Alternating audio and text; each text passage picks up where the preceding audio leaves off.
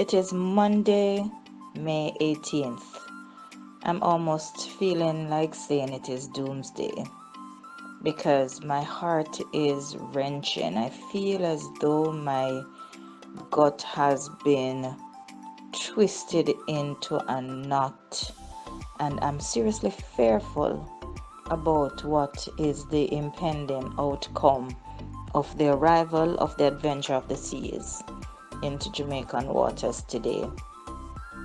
I'm going to be making reference to several bits of documents as well as a video recording or two because I have done my bit in trying to aerate this matter, and now I am really beginning to feel as though the country I call home and the government that we have been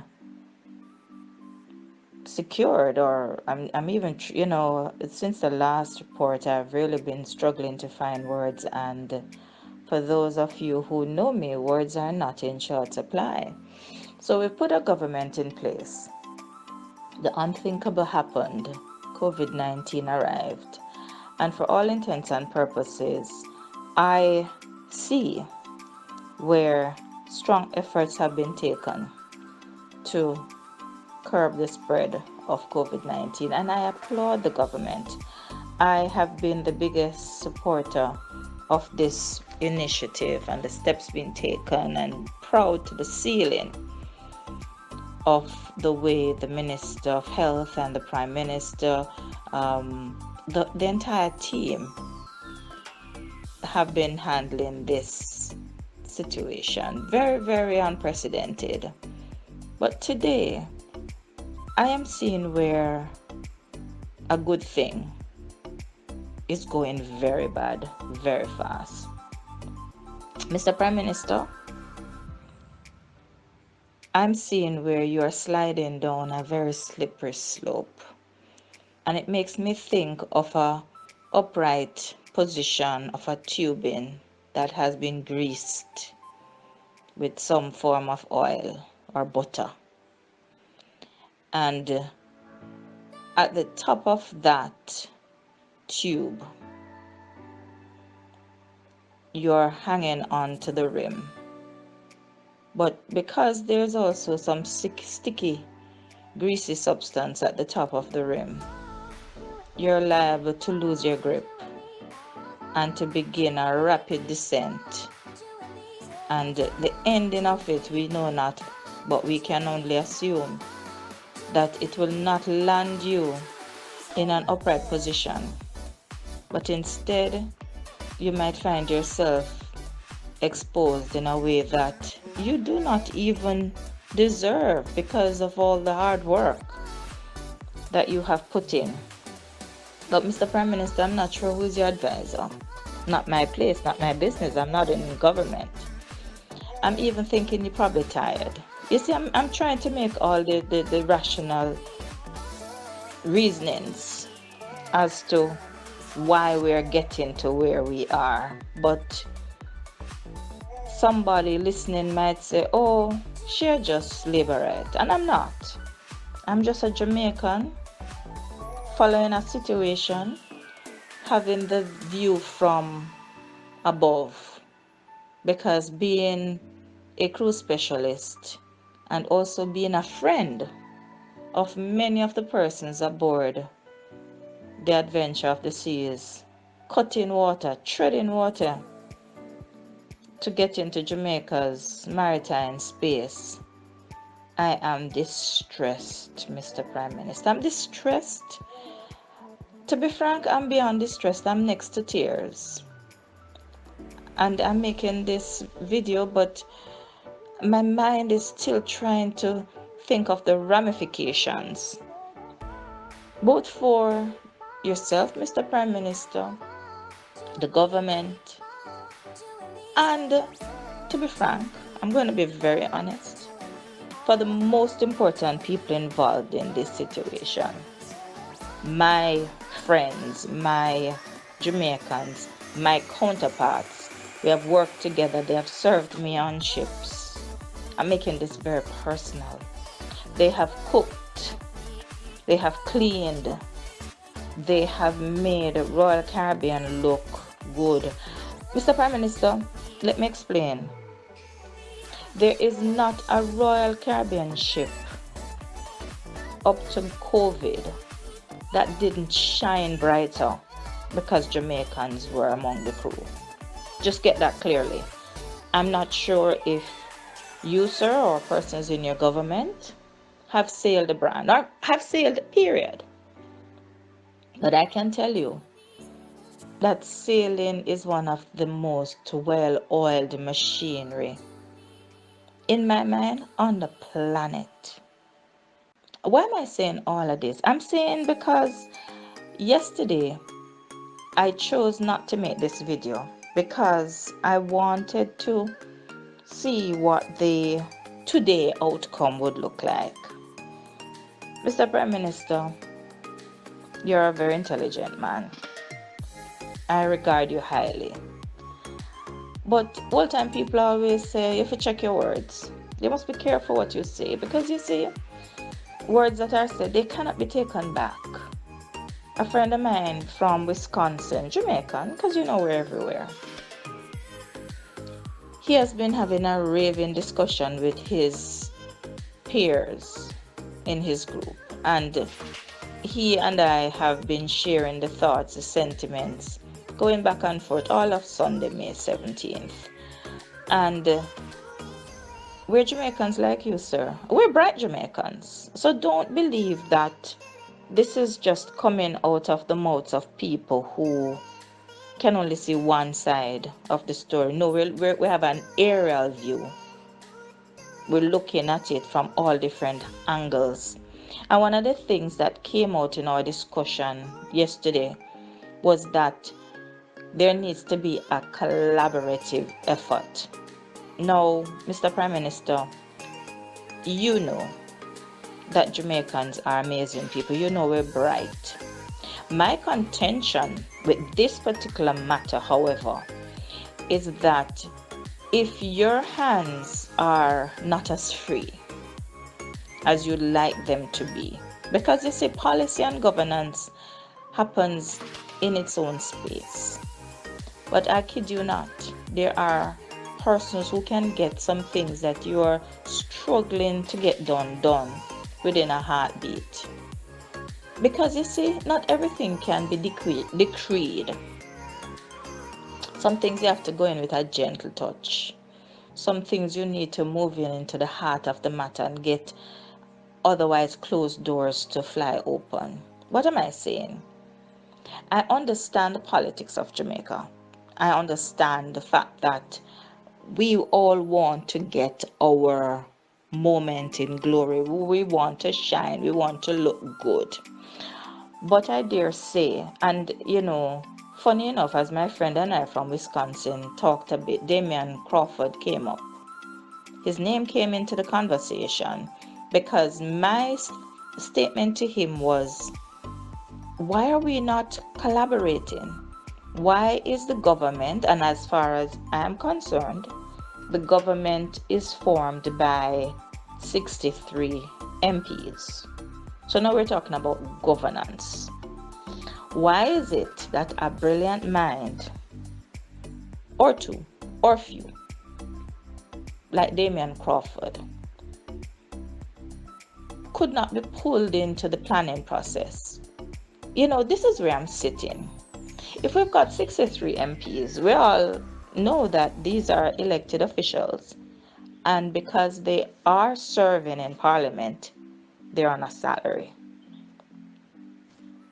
My thought is we've got some brilliant minds just kind of sitting down, in my mind, idly by, when at this point it should be all hands on deck. I speak of Mr. Crawford, and it's ironic because it would have been about midday that my friend and I were talking. By the way, he's a respiratory therapist in Wisconsin. No, he did not leave here as a medical person. He left Jamaica as a tourism worker like myself.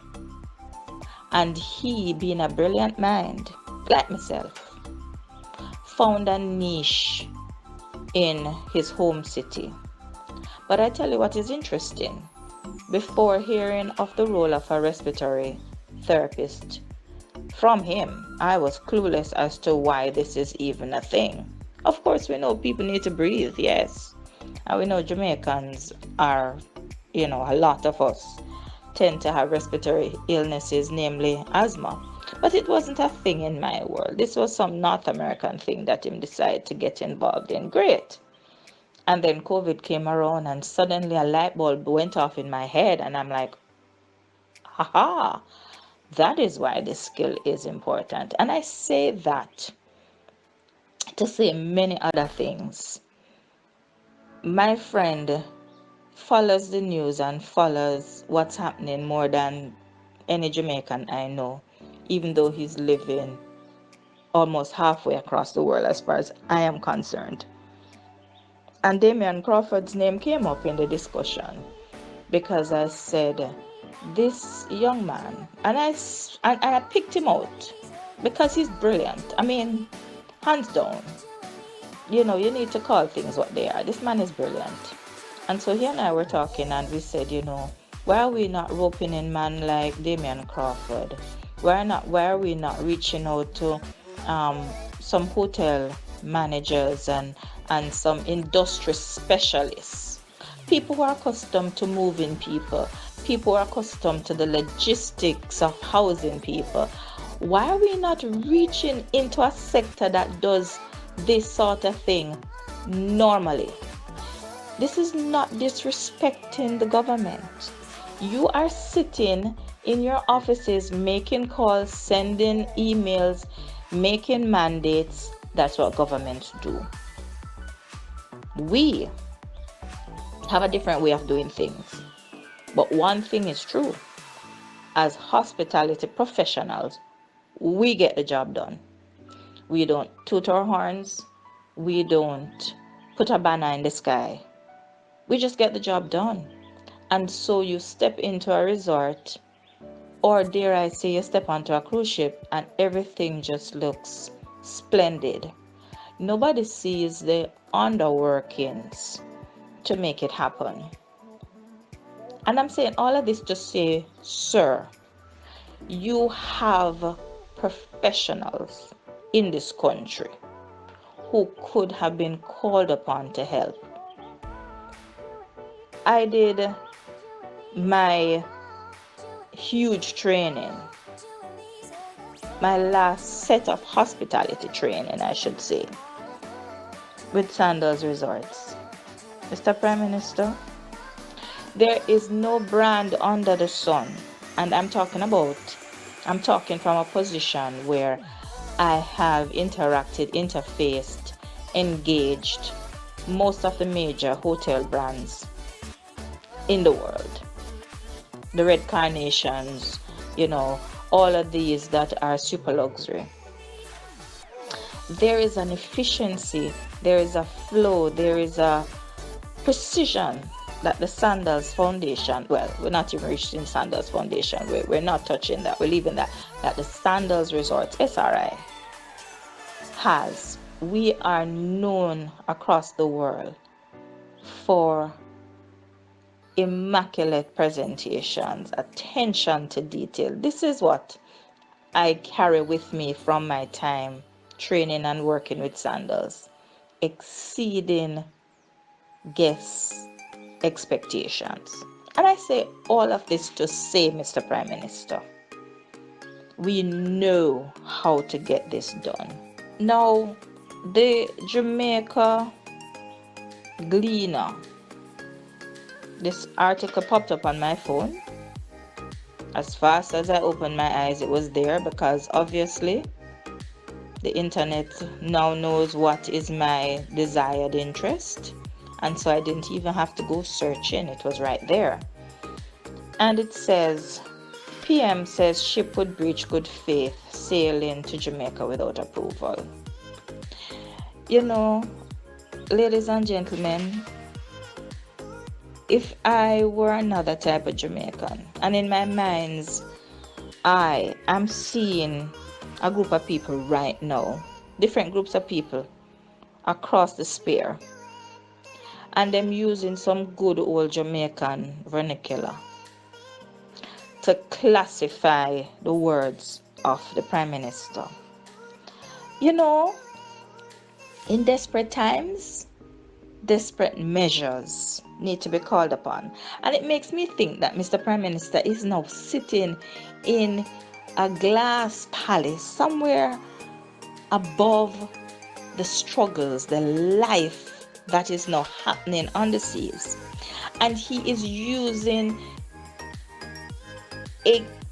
I'm not even sure if it's carefully rehearsed because it sounds careless to me, a set of words making a statement that, by God, all that you have done, Mr. Prime Minister, in the fight against COVID, these words can just cancel them out. That is how I'm seeing it. Because how can you say a thing like you have not, I don't even want to misquote you, It says here, but Wholeness is maintaining that up to this point, no date for arrival has been agreed. If it is true that the ship intends to sail into Jamaican waters without formal approval or even courtesy of notice, while discussions are still going on, then this would represent a serious departure from good maritime practices and the cooperative nature of the dialogue we have been having on this matter. Mr. Prime Minister, wake up! Wake up! Wake up! There is total departure from good maritime practices everywhere. Hello? Wake up! Is it good maritime practice, sir, for the CDC to tell all the ships that are now floating off the coast of countries that them cannot dock? Isn't that a departure from good maritime practices? Is it good maritime practice to say that the people who were taken off the ship, and you might not know these things because ship people are obviously not your concern but they're mine, that when a vessel was allowed to dock and persons were taken off a Royal Caribbean ship and taken to the airport, they were denied the right to get on an aircraft and they were herded like cattle and sent back to the ship. Mr. Prime Minister, you need to listen and watch my videos because you don't realize that suicides have started happening on the ship. You obviously have not heard about the 2 gentlemen whom I have already reported on. Young men, depression set in. They took their own lives. You have never been stuck on a ship, sir, for 60 days and 30 of it being in isolation, in quarantine, in fulfillment of a regulation that your government, Mr. Prime Minister, has set up so that their re-entry into their country of birth, into the place they call home, into the place that they chose not to run away from, into the place that they send their hard-earned foreign exchange, into the place where their children are, into the place where they have not seen their families for way too long, and the uncertainty that lingers in their mind is threatening their mental health. You have no idea what that feels like. The controlled re-entry that you speak of, and the fact that you're making reference now to the 100 and how much was it, 15 perhaps persons who came into the island, and persons are complaining and the conditions are not as they should be, and the preparations and the execution, it's not as it should be. You're saying in your report, look at the challenge that we're having with these. How on earth are we going to manage 144? I can tell you, sir, how you manage 144. You call in reinforcement. Ask the military. That is what you do. Because when your people need you, this is what you do. You step up. You pull out the stock. You get it done. We have lots of idle hands sitting here, namely me. We have people who can help you. Why are you being so uptight? I'm not understanding this. I'm just not understanding this. I really want to read the article, but my eyes are glossed over with tears and I cannot see properly. And I really don't want to misquote you, but it's becoming very, very hard. It is really becoming very hard. I'm going to insert right here a video taken from St. Lucia's. They welcomed their 200 St. Lucians who came just days ago. These individuals were placed into quarantine for a period of 14 days as per the country's established protocol. Chief Environmental Officer in the Department of Health and Wellness, Parker Ragnanan, explained the process undertaken by the health team. We are doing two things. One is to looking at the medical records of the vessels and ensuring that there are no infectious diseases on board, and that's part of the review of the Maritime Declaration. After that is done, then clearance will be given for the vessel to disembark the nationals. Once the nationals disembark, they would then be screened by our medical personnel here. The screening would take two forms. One is a temperature check will be done, as well as monitoring for any visible signs of respiratory symptoms. If anybody poses such symptoms or elevated temperature, they would be managed separately. It is expected that once they have cleared the health assessment, that they would then board the transport that is provided specifically for them, and they would be taken straight from here to the designated facility for quarantine. No, I've not been following St. Lucia as a country. I've been following them from a tourism standpoint. But in all of my following and watching the updates and all of that, I don't see St. Lucia getting up in arms the way we are and deciding, as it would appear, who lives and who dies. You have said that, Mr. Prime Minister, that you do not want us to get to a stage like Italy. You said that early in the corona outbreak, where we decide who lives and who dies. So you're now playing God, sir, because you're now trying to decide who docks and who doesn't. Now you have one old ship that Mr. Bailey, CEO of Royal Caribbean, has sent your way, stating that we will dock on the 18th and we will keep the persons on the ship until the 23rd. I don't even want to go back down the road of the Marilla discovery because now me look like me an idiot, thanks to what has been going on. Because one school of thought was, had the Marilla Discovery 2 docked and given some time, then the clearance would have been given. Now I'm beginning to think that was a farce, simply because with this adventure of the seas, the statement is they will dock in Falmouth. They will maintain their crew, because Mr. Prime Minister, I need you to understand, a cruise ship is like a little country, and they know the value of their cargo, the precious crew. You obviously don't, because Royal Caribbean has decided that in our quest, we are putting the fuel, we are fooding them, we are welfaring them, and we are making sure that we come and we deposit them at them yard because we care about them. And we're gonna stay here with them until the 23rd, until y'all get your act together.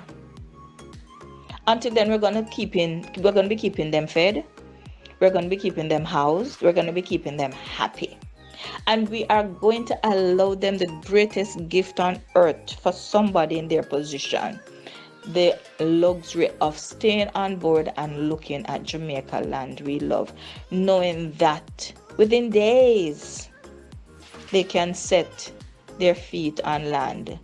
As a matter of fact, and this might not make much sense to you, Mr. Prime Minister, but it does to me, them service on them phone can kick in, and some of us can send them some credit.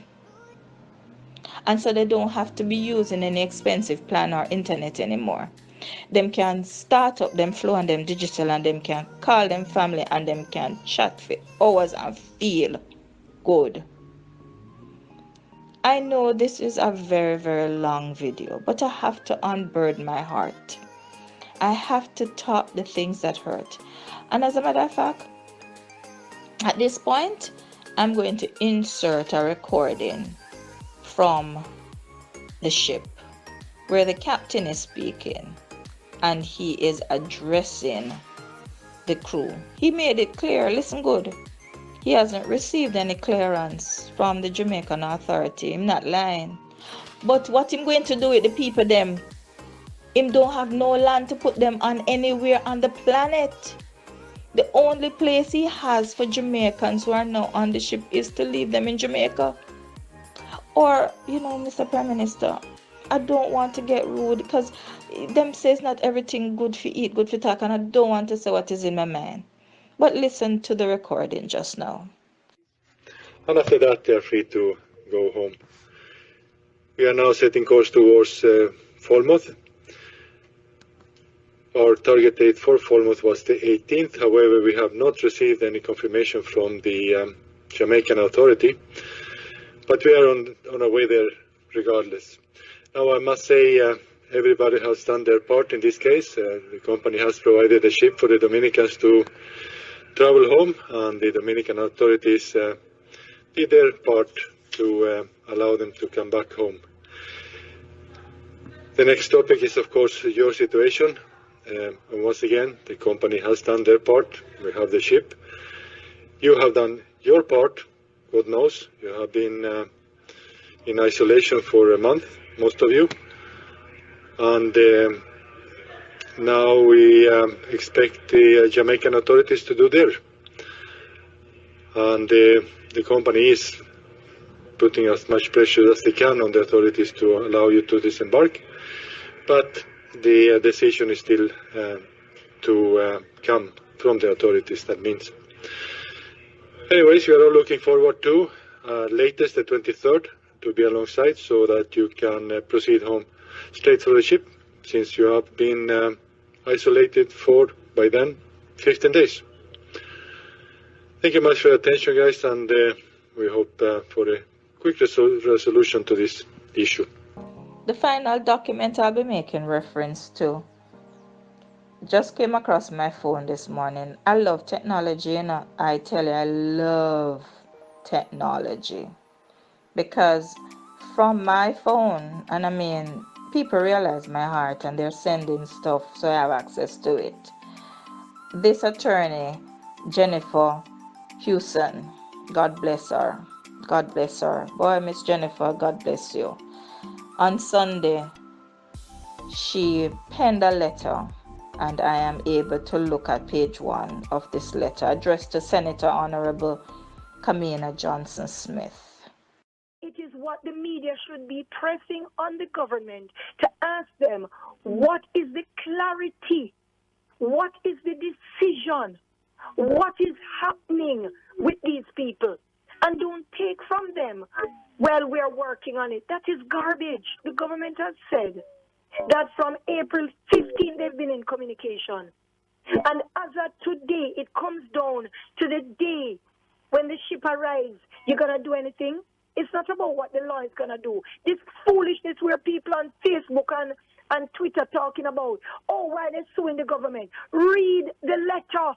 I'm asking Andrew Holness, can you please tell 1,044 of your citizens who you represent? They're not PNP, they're not JLP, they're not NEP.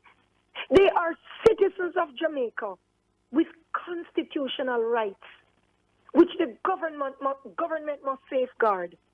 What is your plan? I need the government of Jamaica. Be clear and tell citizens who are on their way to their country, who had to turn back and go sit off the coast of another country, not even allowed to sit in the waters of their country, who have been in a cabin for 8 weeks without any personal contact. The only contact is their temperature being checked twice a day. They are going stir crazy. And that is where the question is. What is the Prime Minister's plan? Number one, is he letting them in or is he not? It's that simple. Yes or no? If yes, when? I don't even want to know the how.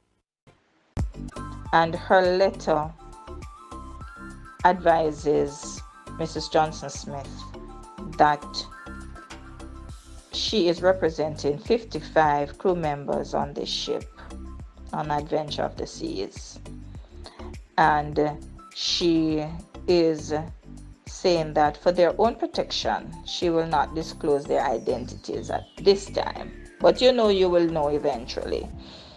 Suffice to say, all of my clients are Jamaican nationals. That's the foot on which we're gonna stand. And then she went further to say that they have completed their online applications as requested by the government via the government's website at jamcovid19.moh.gov.jm. And those applications would be undoubtedly inform the government of their impending arrival. Now, their lawyer continues to say, surprisingly, within the last 24 hours, the Minister of Health and the Minister of National Security have both indicated that they're unaware of the vessel's impending arrival. I'm inhaling and I'm exhaling deeply because I'm just gonna say it. If Jackson wrote a letter and said on Wednesday or Thursday of last week that the government is unprepared, and this letter has reached Alaska, New Zealand, Germany, France, everywhere on the planet where a Jamaican lives, and you are right here in the country, ministers, and you're gonna say you're unaware, I have one word for that. That is horse. I should just say it. That's hogwash. Horseradish. Yes. Horseradish. That is what I say that is. Okay? You all remember when the earthquake happened in Haiti, the Jamaican army was sent to Haiti to help the Haitian government deal with logistics in that crisis. Why hasn't the army been called out? No. Who is managing the protocols here? These are questions the Jamaican people really need to ask. Where's the Red Cross? Where's the Social Development Commission? The opposition has been asking that. We saw the same thing when the Jamaican students were in China asking to come home. We've seen the same thing with other Jamaicans, the fishermen who were out there. It almost appears as if the government, or this particular government with our nationals, it's a pattern that is emerging, because somehow when our nationals are overseas, they seem to be forgotten about. And we're seeing another trend. The trend, and it concerns me, our farm workers are being sent overseas. Are they being protected? Are they being protected? What happens if one of them over there dies from COVID? No, I'm not even going to go back to the letter right now. Because then she states all the legalities. That is her purview. Even if your name know, which you do, and people are not going to start calling the government liars, okay? I'm going to say it. Because there comes a time you can't stop prettying things up. And I never thought I would be coming down a road like this, but hey. We gotta split the airs where they are. Even if a name did know, you're trying to tell me that there is no other land on the planet right now that these people can put their feet. And the one country that must allow them respite, the one country that must guarantee their safety, the one country, the country where they are nationals of, a sovereign country, is if but in and because and doing a jig and a dance. Almost like a selection process to see who will live and who will die, who will come and who will not.